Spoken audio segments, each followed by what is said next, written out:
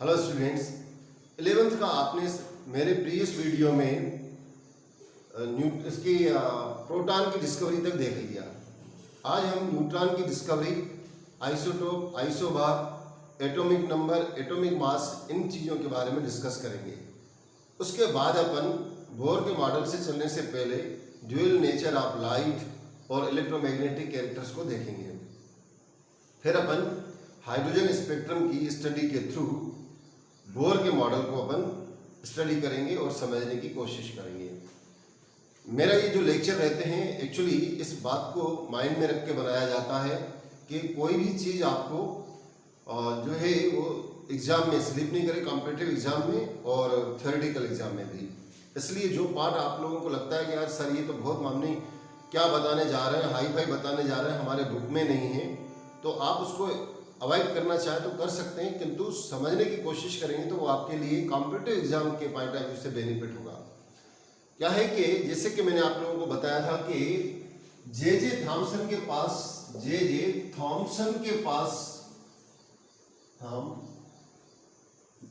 के पास क्रेडिट जाता है इलेक्ट्रॉन की डिस्कवरी के लिए।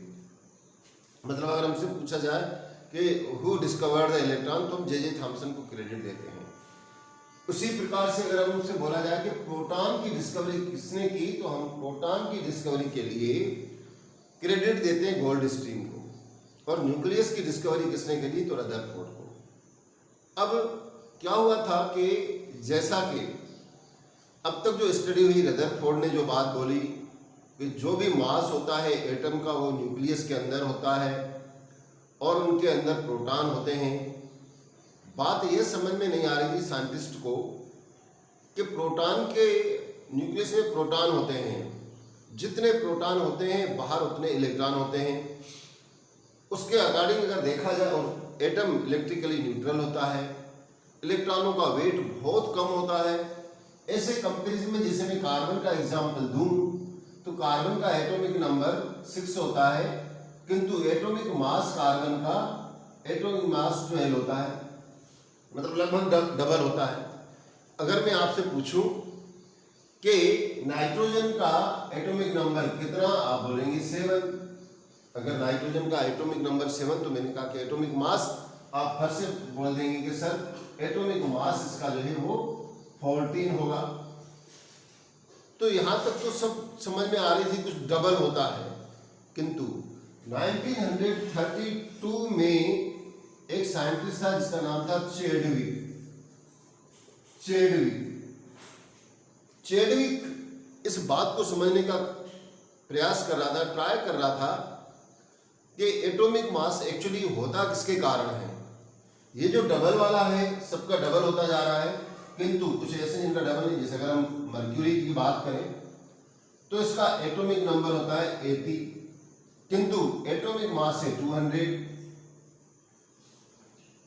चेडविक समझ गया कुछ न कुछ जरूरी एटम के अंदर और भी है, जिसके कारण एटम का मास जो है डिटरमाइन होता है।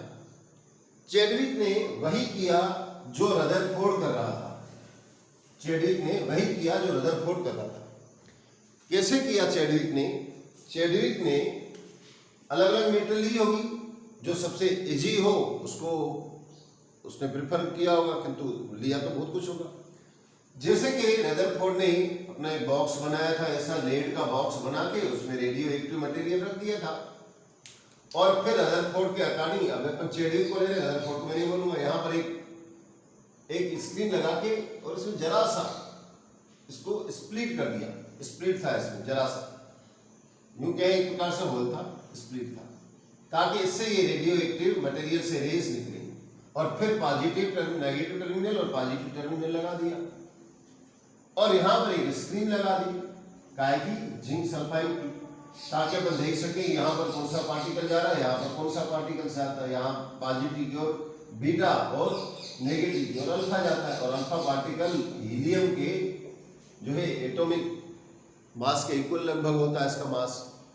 तो अल्फा पार्टिकल्स जो जा रहे थे उन्हें, उसको तो ये रदरफोर्ड के मॉडल से ही पता था कि जो कुछ होना है वो अल्फा पार्टिकल्स के कारण ही होना है। अगर एटम को आपको तोड़ना है और एटम के अंदर देखना है कि क्या क्या है। तो इलेक्ट्रॉन से तो कुछ नहीं होने वाला है, क्योंकि इलेक्ट्रॉन इतना लाइटर होता है कि हम उसका कंपेरेटिवली मास 0 बता रहे होते हैं। हालांकि उसका मास भी डिटरमाइन किया गया इनडायरेक्टली मेथड्स को यूज करके, जो अपन अभी देख के आ चुके हैं। तो 9.1093 इंटू 10⁻31 किलोग्राम इसका मास होता है, इसका इलेक्ट्रॉन का। अभी मैं पूरा चार्ट बनाऊंगा इलेक्ट्रॉन, न्यूट्रॉन, प्रोटॉन सबका। इतना कम होता है तो जो बीटा रहती है रेडियो एक्टिव रेस, ये बीटा का मास इलेक्ट्रॉन के मास के लगभग बराबर होता है। तो इसलिए इसको से तो होगा नहीं, जो कुछ होगा पार्टिकल्स जो बड़े होंगे वही एटम को तोड़ेंगे। तो अल्फा पार्टिकल्स जो कुछ होगा अल्फा पार्टिकल से होगा। अब क्या करा, अल्फा पार्टिकल्स यहां से निकल रहे होंगे तो कहले भाई इतने, और यहां पर ये गामा रेज निकल रही होंगी, ये गामा रेज। ऐसा चैडविक एक्सपेरिमेंट करके लैब में देख रहा था कि यहां इतने एरिया में तो मैं कुछ नहीं करूंगा, जो कुछ करना है मैं यहां पर करूंगा। क्यों इतने एरिया में अगर करूंगा, क्योंकि यहां पर उसको स्क्रीन पे दिखाई दे रहा था ये पार्टिकल, यहां पर रेड कलर का ग्लो करता हुआ पार्टिकल इसको ब्लैक कर रहा है। किसको जिंक सल्फाइड की स्क्रीन को ब्लैक कर रहा है। तो उसने क्या करा, यहीं पर एक बेरिलियम की, देखो हम कोई भी एक्सपेरिमेंट को या किसी भी साइंटिफिक डिस्कवरी को पढ़ रहे होते हैं तो जो उन्होंने किया हुआ डायरेक्टली उसके ऊपर बात कर रहे होते हैं। किंतु चैडविक ने ऐसा थोड़ी किया होगा। चैडविक ने तो बहुत सारी मेटल वगैरह ली होगी और फिर अलग अलग मेटल पे भी उसने एक्सपेरिमेंट करके कंक्लूजन पर पहुंचा था। किंतु मेन जो उसको क्लियर दिखाई दिया था ना कंक्लूजन, वो एक मेटल है जिसका नाम है बेरिलियम। आप पढ़ चुके होंगे, यहां लिख देता हूं मैं, बेरिलियम एक मेटल है, उसका उसने सबसे पहले यूज किया। अब क्या है कि चैडविक ने जो बेरिलियम का यूज किया, उस बेरिलियम का अगर हम कलर के बारे में बात करें तो बेरिलियम का कलर, ऐसे सिंबल बेरिलियम का Be होता है, Be, और इसका कलर जो रहता है वो कलर सिल्वरी वाइट होता है। आपको कुछ लोग बोलेंगे कि बेरिलियम का कलर ग्रीन होता है। नहीं, बेरिलियम के मिनरल का कलर ग्रीन होता है। किंतु प्योर बेरिलियम की अगर बात की जाए तो बच्चों प्योर बेरिलियम का कलर सिल्वरी वाइट होता है। अब जब इसके ऊपर अल्फा पार्टिकल्स की बमबार्डिंग की गई, मतलब यूं कहें कि इस बेरिलियम का सपोज एक पीस आपके हाथ है और आपने उस पीस को यहां ले आए, यहां पर रख के देखा, तो आपने देखा कुछ नहीं हुआ, वैसे ही चांदी की तरह चमक रहा है। फिर आपने उस बेरिलियम को थोड़ा ऊपर लेके आए, कुछ नहीं हुआ। फिर बेरिलियम को यहां तक ले आया, ऊपर ले आया, तो आपने देखा कि धीरे धीरे ये ब्लैक होता हुआ जा रहा है। तो जितने पार्टिकल में अल्फा पार्टिकल्स आ रहे थे, इससे अल्फा पार्टिकल्स यहां मैं लिख देता हूं, ये अल्फा पार्टिकल्स आ रहे हैं, यहां से भी अल्फा पार्टिकल्स आ रहे हैं।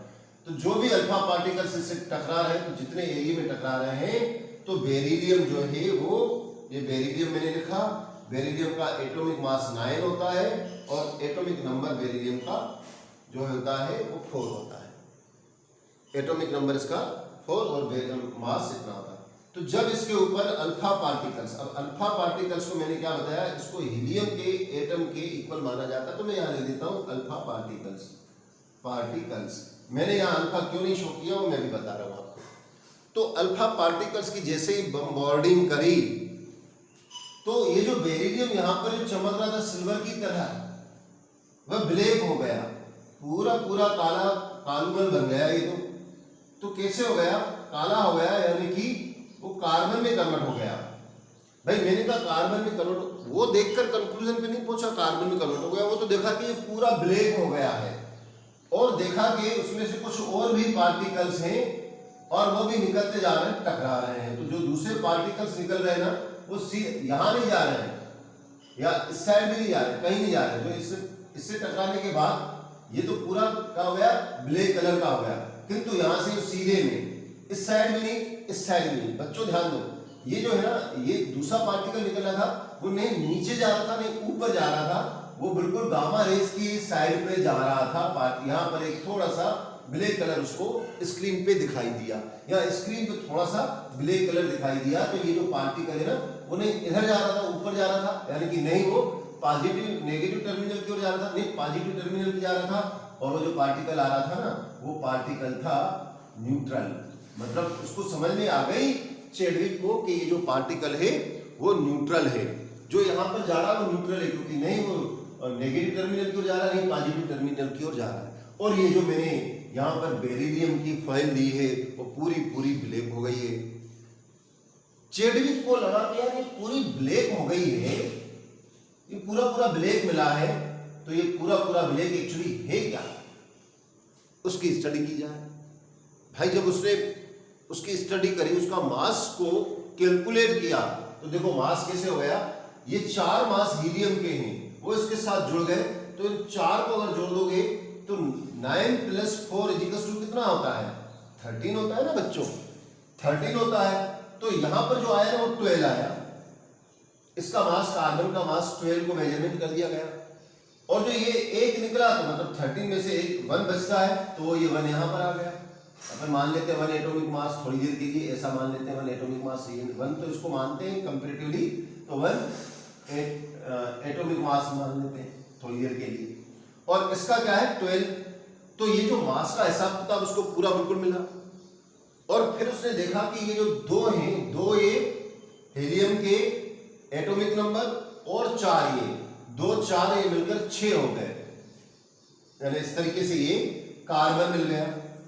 अब जो कार्बन मिला, तो कार्बन कैसे हमने टेस्ट लगाया, अभी मैं आपको बोलूं कि कार्बन एक कोई चीज दे दूं आपको ब्लैक कलर की और कहूं कि बच्चों ये इसमें कार्बन है, आप कैसे प्रूव करोगे।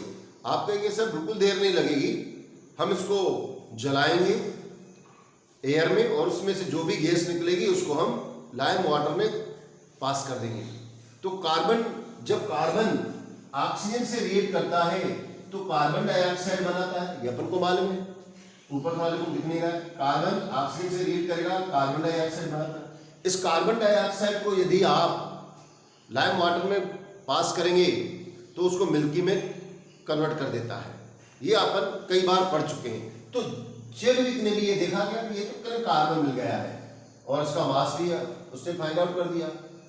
इस तरीके से चैडविक ने इस कंक्लूजन पे पहुंचा कि जब हम बेरिलियम के ऊपर बम्बार्डिंग करते हैं तो नया एलिमेंट बनाया जा सकता है।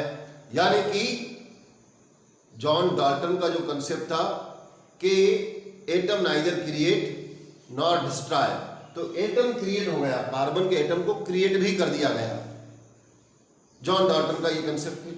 और दूसरा, एटम को तोड़ कर दूसरा एटम बनाया, यानी कि उसको डिस्ट्रॉय भी किया जा सकता है, बेरिलियम तो डिस्ट्रॉय हो गया और उसमें से एक नया पार्टिकल निकला है जो कि न्यूट्रल है।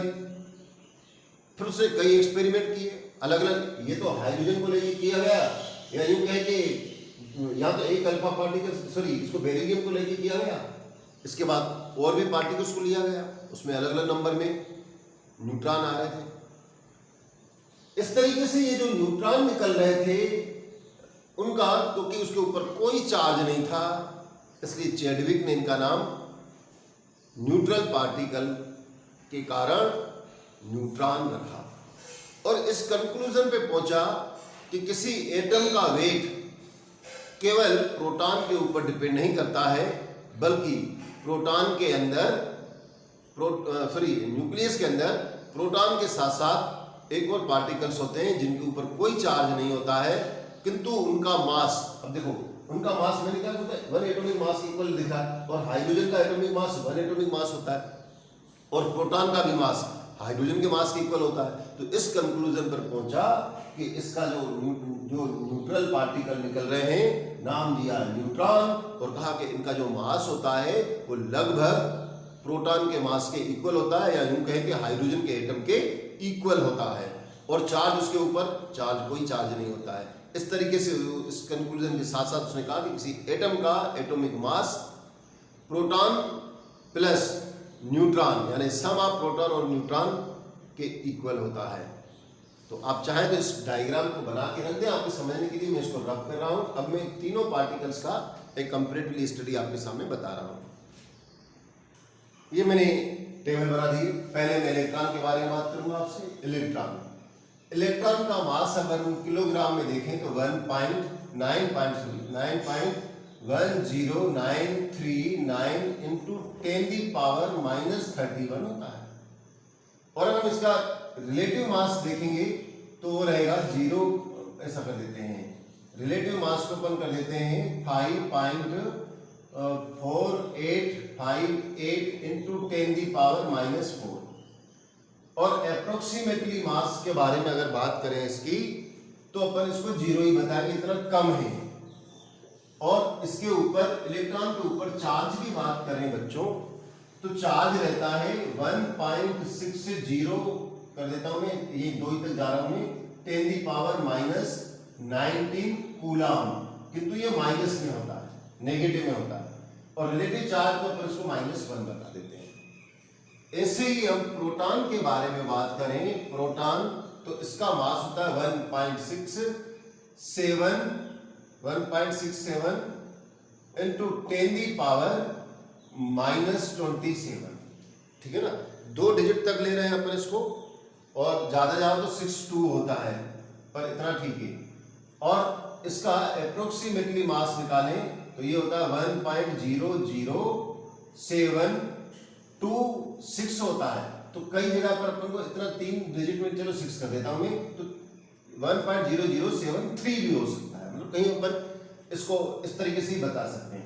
रिलेटिव मास इसको अपन 1 मान लेते हैं, और चार्ज इसका पॉजिटिव में होता है जो कि 1.60 इंटू 10⁻⁻19 कूलम होता है। उसको रिलेटिव चार्ज +1 के रूप में अपन बताते हैं।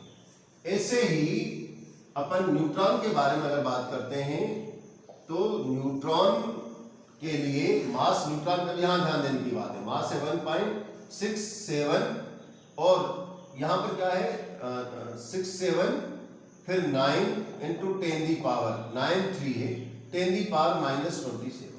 तो इसका जो मास है स्लाइटली आपको ज्यादा दिख रहा है, ठीक है ना। मास जो है इसका आपको स्लाइटली ज्यादा दिख रहा है। तो कहने का मतलब यह है कि यह हो जाएगा आपका रिलेटिव मास, देखें 1.00 और 82 और समथिंग में इतना 9 है, समथिंग इतना। तो ये इसका रिलेटिव मास जनरली अपन को पूछा जाएगा तो 1.0083 भी बता सकते हैं, इतना। और चार्ज रिलेटिव मास इसका 1 होता है, चार्ज इसके ऊपर 0 होता है, और रिलेटिव चार्ज भी 0 होता है। तो इस तरीके से हम इन जो है न्यूट्रॉन प्रोटॉन के बारे में बता सकते हैं। जनरली हमें जो याद रखना होता है कॉम्पिटिटिव एग्जाम के पॉइंट ऑफ व्यू से, तो यह याद रखना होता है कि इसका चार्ज कितना होता है। तो चार्ज अपन को याद रहना चाहिए। मास, रिलेटिव मास भी अपना काम करता है। कई अपन न्यूमेरिकल वगैरह सॉल्व कर रहे होते हैं तो रिलेटिव मास को अपन को ध्यान में रखना होता है। तो ये जो है इसके इसको थोड़ा गड़बड़ है, 0.867 है, ठीक है ना। तो ये इसका रिलेटिव मास है। तो अब क्या हो जाएगा कि आपका इसको थोड़ा इन चीजों को रिलेटिव मास में अपन 1, ये भले पूरे ये भी याद हो, पर इस वैल्यू को अपन रख रहे होते हैं। आप चाहे तो उसका स्क्रीनशॉट ले लें, मैं इसको रब करने जा रहा हूं। अब अपन एटॉमिक नंबर, जब इलेक्ट्रॉन की डिस्कवरी हो गई, प्रोटॉन की डिस्कवरी हो गई, न्यूट्रॉन की डिस्कवरी हो गई, अब बात होती है कि एटॉमिक मास क्या है, एटॉमिक नंबर क्या है। तो पहले एटॉमिक नंबर के बारे में बात कर रहे हैं। देखिए क्या था कि एक साइंटिस्ट था जिसका नाम था मोसले। इस मोसले ने सबसे पहले इलेक्ट्रॉनिक नंबर की डिस्कवरी करी थी। कैसे करी थी उसको सुनिए। मोसले ने क्या करा था, इनको मेटल्स ली, अलग अलग तरीके की मेटल्स के लिए डिस्चार्ज ट्यूब में, और उन मेटल को उसने क्या बनाया था, मेटल को उसने कैथोड के रूप में यूज किया था। उसने क्या करा था, जैसे ये अपन मान लेते हैं कि डिस्चार्ज ट्यूब है। इस डिस्चार्ज ट्यूब पर मोसले ने इसको लगा दिया, ये था कैथोड और ये है एनोड। अब इसके बीच में यहां पर एक मेटल रख दी। ये जो मेटल है जिसका हाई रेजिस्टेंस होता है, जैसे टंगस्टन मान लेते हैं अपन, टंगस्टन मेटल को रख दिया, W इसका सिंबल होता है।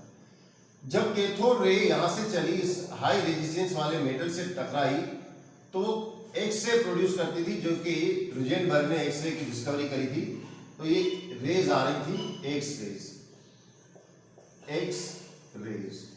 इस एक्स रेज के स्पेक्ट्रम को स्टडी करते हुए, एक्स-रे के स्पेक्ट्रम को स्टडी करते हुए उसने कंक्लूजन निकाला। जैसे हाइड्रोजन लिया तो हाइड्रोजन के स्पेक्ट्रम को, फिर हीलियम के स्पेक्ट्रम को, अलग अलग गैसेस के स्पेक्ट्रम को इसने फाइंड आउट किया। मेटल, अलग अलग मेटल को लेके, सॉरी गैसेस कह रहा हूँ, मेटल को लेके अलग अलग मेटल के कैथोड एनोड यूज करता गया। तो इस तरीके से उसने क्या करा, जो एक्स से मिल रही थी उसके अकॉर्डिंग एटॉमिक नंबर को डिस्कवर किया। और एटॉमिक नंबर को डिस्कवर करने के लिए फार्मूला दिया। अभी इतना डिटेल आपकी बुक में नहीं है, पर मैं फिर भी आपको इसको बता देता हूँ कि ये क्या था एक्चुअली। ये म्यू इजिकल्स टू था, ठीक है ना, रूट म्यू इजिकल्स टू था ए जेड माइनस बी। ये फार्मूला दिया था उसने। अब आपको ये फार्मूला ध्यान में रखना है या नहीं रखना है, मैं तो सीधा एटॉमिक नंबर के बारे में बात करूंगा। तो एक वर्ड में बात कर रहा हूं, इसको भी एक्सप्लेन कर रहा हूं। किंतु एटॉमिक नंबर क्या होता है? एटॉमिक नंबर इस कंक्लूजन पे निकला गया कि भैया जितने उसमें प्रोटॉन होते हैं, atomic number equals to number of proton in nucleus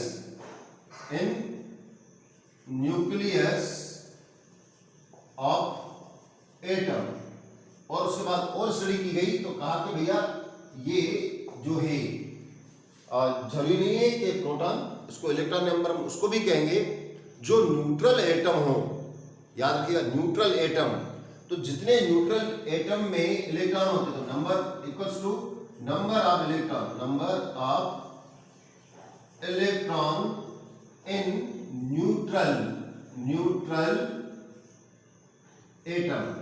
neutral atom मतलब उसमें से कोई इलेक्ट्रॉन वगैरह निकला नहीं है। तो नंबर ऑफ प्रोटॉन को जेड से रिप्रेजेंट किया गया। और ये जो जेड है, जेड से रिप्रेजेंट किया गया, यहां लिख देता हूं। तो ये नंबर ऑफ प्रोटॉन यानी Z is equals to number of atomic number is equals to Z is equals to number of proton is equals to number of electron in neutral atom. Neutral atom में जितने number of electron होते हैं या किसी भी atom के, भले उसके ऊपर नेगेटिव पॉजिटिव चार्ज रहता है, उसके अंदर जितने प्रोटॉन होते हैं वो उसका एटॉमिक नंबर कहलाता है। तो उस एटॉमिक नंबर को इस फार्मूले के थ्रू मोसले ने फाइंड आउट किया, मोसले ने, ठीक है ना। अब इस फार्मूले का थोड़ा सा मैं डिटेल में बता देता हूं, नहीं तो आपको केवल एटॉमिक नंबर मतलब atomic number means number of proton present in the nucleus और number of electron present in the neutral atom is known as atomic number. ये एटॉमिक नंबर की डेफिनेशन। फिर we represent the atomic number by the Z, इसको Z से represent करते हैं। यहां तक आपके लिए सफिशिएंट है अगर आप थ्योरेटिकल पार्ट की तैयारी कर रहे हैं। किंतु कॉम्पिटिटिव एग्जाम की तैयारी कर रहे हैं तो इस फार्मूले को भी समझिए जो कि मोसले ने दिया था।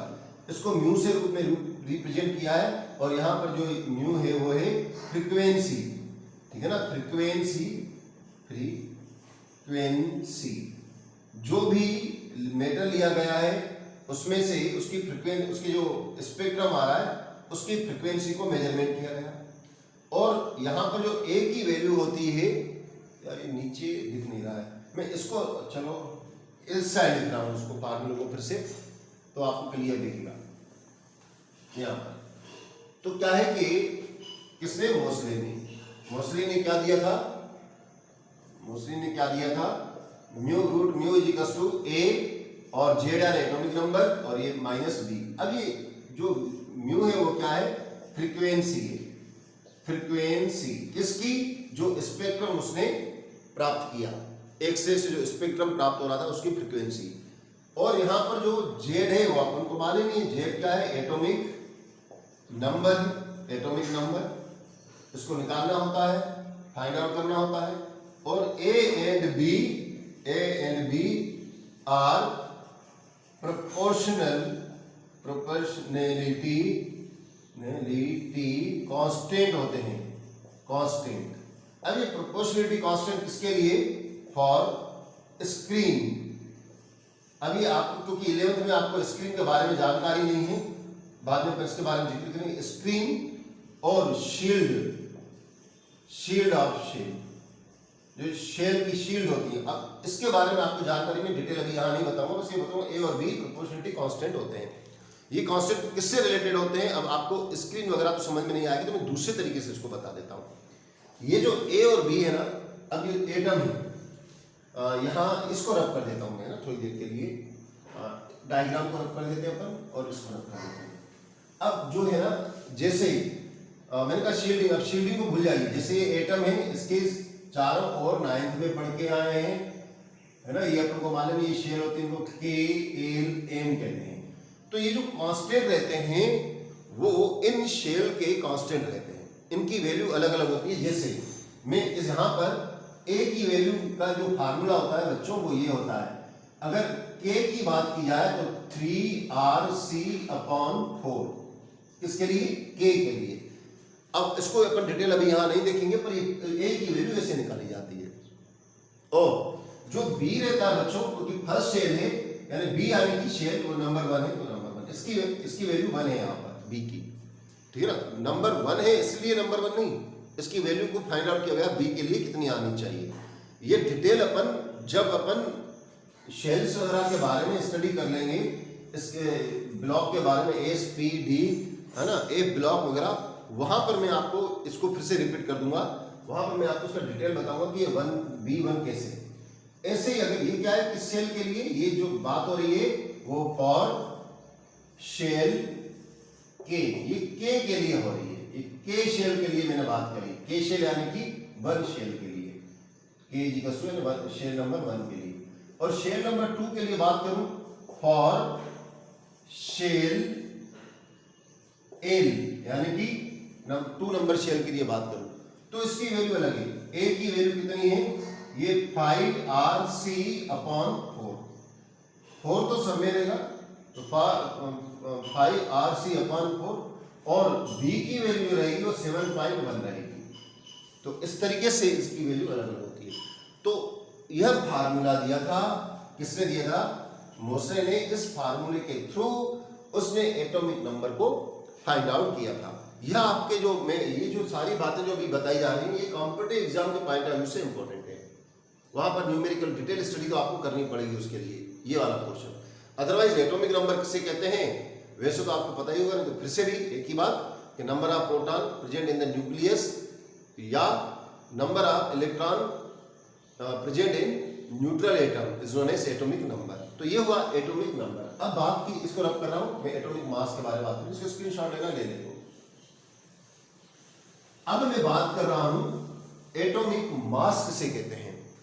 तो अब बात यह आ गई कि भाई एटॉमिक मास को ए से रिप्रेजेंट किया जाता है, equals to number of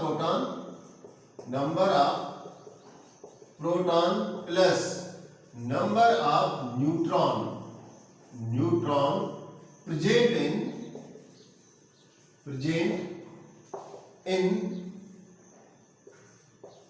an atom is known as atomic mass। इसको अपन एटॉमिक मास कहेंगे। और एटॉमिक मास को किससे रिप्रेजेंट करते हैं? इसको ए से रिप्रेजेंट करते हैं। एटॉमिक मास मींस ए, तो A equals to number of proton को जेड से करते हैं और न्यूट्रॉन को अपन एन से करते हैं। तो ये आपका एटॉमिक मास हो गया। अब किसी एटम को कैसे रिप्रेजेंट करते हैं? तो किसी एटम को रिप्रेजेंट करते हैं, ऐसा एक्स लिखा जाता है, कैपिटल में एक्स, और उसके मास को ऊपर लिखा जाता है। मास जैसे किसी का मास जो भी हो, तो मास ये ए ऊपर मास लिखा जाता है और नीचे उसका एटॉमिक नंबर लिखा जाता है। इस तरीके से क्या किया जाता है, किसी एटम को रिप्रेजेंट किया जाता है। तो हम बताएं सिंबल, ये जो एक्स का बता रहा है, ये एक्स है सिंबल ऑफ एलिमेंट, और यहां पर जो ए है एटॉमिक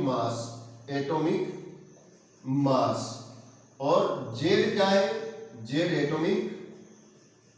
एटॉमिक नंबर।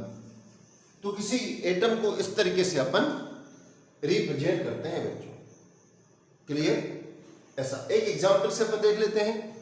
जैसे मैं सोडियम का बताना चाहूं तो सोडियम को कैसे बताऊंगा, तो सोडियम का एटॉमिक नंबर हम सबको पता है 23 है, तो ऊपर अपन ने उसको एटॉमिक मास 23, एटॉमिक नंबर 11।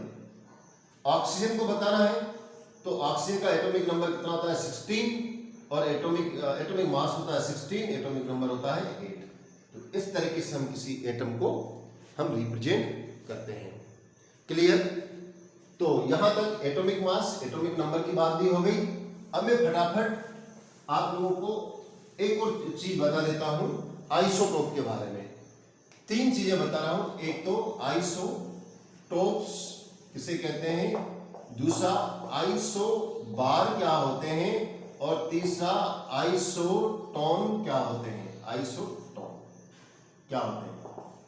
तो आइसोटोप शॉर्ट में बता देता हूं फटाफट, क्योंकि ये भी आपको इनकी जानकारी आपको 9th क्लास में थी।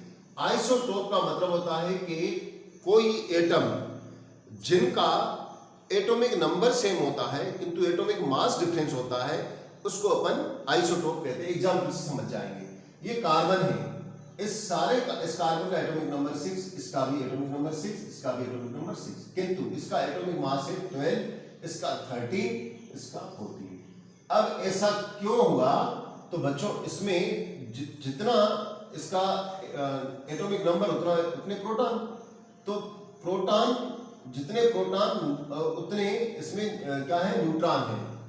परंतु इसमें 6 प्रोटॉन हैं, क्योंकि 13 है, 13 तो 6 प्रोटॉन है। मास उसके कारण होता है, किसके कारण होता है मास किसी एटम का, कि उसके न्यूक्लियस में सम ऑफ द क्या होता है, sum of the proton plus neutron.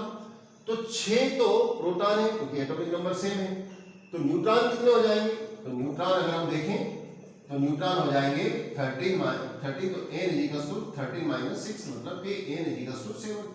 तो यहां पर न्यूट्रॉन की संख्या ज्यादा हो गई, यहां पर और न्यूट्रॉन की संख्या ज्यादा हो गई, तो न्यूट्रॉन के नंबर बढ़ने के कारण उनका एटॉमिक मास बढ़ता हुआ चला गया। तो एटॉमिक मास अलग अलग हो किंतु एटॉमिक नंबर सेम हो तो उसको अपन आइसोटोप कहते हैं। अब आइसोबार के बारे में बात की जाए तो आइसोबार मतलब जिसका मास इक्वल हो। तो कुछ ऐसे एलिमेंट है जैसे आर्गन के बारे में, ये आर्गन शॉर्ट में लिख देता हूं, आर्गन, पोटेशियम और कैल्शियम। बच्चों इसका एटॉमिक नंबर 18 है, इसका 19 है, इसका 20 है, किंतु इनके एटॉमिक मास के बारे में बात करेंगे तो इनका एटॉमिक मास सबका बराबर है, लगभग 40। तो जिनका एटॉमिक मास इक्वल हो उसको अपन आइसोबार कहते हैं, उसको अपन आइसोबार कहते हैं। ऐसे ही आइसोटन का मतलब होता है जिसमें न्यूट्रॉन के नंबर इक्वल हो और मास और एटॉमिक नंबर दोनों अलग अलग हो। सिलिकॉन को देखते हैं, सल्फर को देखते हैं, पहले फास्फोरस को देखते हैं, सल्फर को देखते हैं। बच्चों ये सिलिकॉन है, ये फास्फोरस है, ये सल्फर है, सिंबल बता दिया मैंने। इसका एटॉमिक नंबर 14 है और इसका 15 है और इसका 16 है। और इनका अगर एटॉमिक मास के बारे में बात की जाए तो इनके एटॉमिक मास, अब इनका अगर मास देखें तो इसका मास है 28, इसका करीबन 30 या 31 कह सकते हैं, और इसका जो मास है वो है 32। अब इसमें इन सब के बारे में इसका 31। अब इसमें अगर हम न्यूट्रॉन के बारे में बात करें तो इसमें न्यूट्रॉन, नंबर ऑफ न्यूट्रॉन सब में सेम है, प्रोटॉन प्लस न्यूट्रॉन। थोड़ा सा मास क्योंकि पॉइंट के बाद होता है मास, तो थोड़ा उसके हिसाब से अपन उसको देखेंगे। तो जैसे न्यूट्रॉन तो 28 - 14 = 14। अब इसके बारे में बात करें तो 30 पॉइंट समथिंग होता है, तो 30 - अगर 15 करेंगे तो 29 पॉइंट समथिंग होता है, क्योंकि इसका 29 पॉइंट समथिंग, तो 14 इसमें से मिलेगा। और ऐसे ही इसमें 32 इसका होता है, तो प्रोटॉन इसके 32 और न्यूट्रॉन इसके रहेंगे। सल्फर का थोड़ा सा अपन देखें इसको, 32 60 60 32 16, इससे सल्फर बड़ा, तो लगभग इसमें न्यूट्रॉन लगभग सेम होते हैं। तो जिन एलिमेंट में neutron number of neutron same होते हैं उनको आइसोटोन कहते हैं। तो इस तरीके से आज हमने एटॉमिक नंबर, आइसोटोप्स, आइसोबार, आइसोटन और न्यूट्रॉन की डिस्कवरी को देखा। मेरा अगला जो वीडियो रहेगा वो ड्यूल नेचर का, जिसे मैं बता चुका हूँ, आप लाइट का रहेगा, और बोर के मॉडल को हम एक्सप्लेन करने की कोशिश करेंगे। Thank you, have a nice day. Video को अधिक से अधिक शेयर करें, और एक और रिक्वेस्ट है, इसको सब्सक्राइब जरूर करें। Thank you.